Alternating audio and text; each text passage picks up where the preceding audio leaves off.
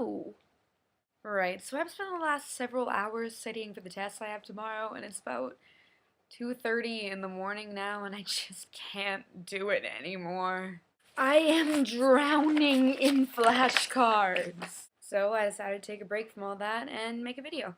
I actually tried to make a video last Thursday, but I had this whole thing where iMovie was freaking out on my computer, and I had to call up the whole Apple tech support hotline, and it took forever to get it fixed. Alright, I just tallied this up on my phone, and I spent actually 3 hours and 47 minutes either talking to or on hold with the Apple hotline. So though, I talked to like 12 Apple employees in the time I was trying to get this thing fixed, and I've decided that Apple's tech support people are the nicest people on the freaking planet. The only thing that was a bit weird was that whenever they had to put me on hold, they would just sound so genuinely afraid, like they thought that I was just gonna reach through the phone and rip their face off. Like, you could just hear in their voice how many times they'd been verbally abused by random strangers for trying to do their job. Honestly though, like even when I'm not having computer trouble, if I'm just feeling like generally anxious about life, I'm just gonna call up the Apple hotline now, because every Apple tech support person has a voice like a freaking angel from heaven, swathing you in a blanket of love and good feeling, and they just make you feel like everything is gonna be okay in the world. Speaking of warm, cozy blankets, if you're wondering why I'm wearing a jacket in my house in the middle of the night, it's because it got freaking cold here.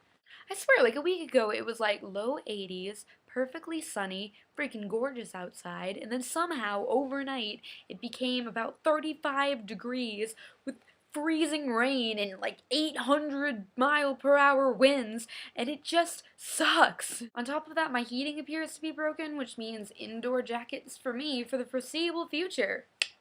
I'm still cold. Yee. Better. You know, something I've noticed about this whole vlogging thing is that all I want to do when I look into this camera is just make ridiculous faces at you. Anyways, everyone seems to be adapting to the cold pretty well, breaking out like the down jackets, unless you're like me and everything you own is leather. It's strange though, because the only people that don't seem to be adapting to the weather change are the weird old men in my neighborhood. Like, even though it's like 40 degrees outside, all the old guys that live around me insist on wearing these itty bitty short shorts as they parade themselves around the neighborhood. And when I say short shorts, I mean like really short shorts. Like, I have seen some things recently that I did not care to see. I will say that there is one guy that I kind of like.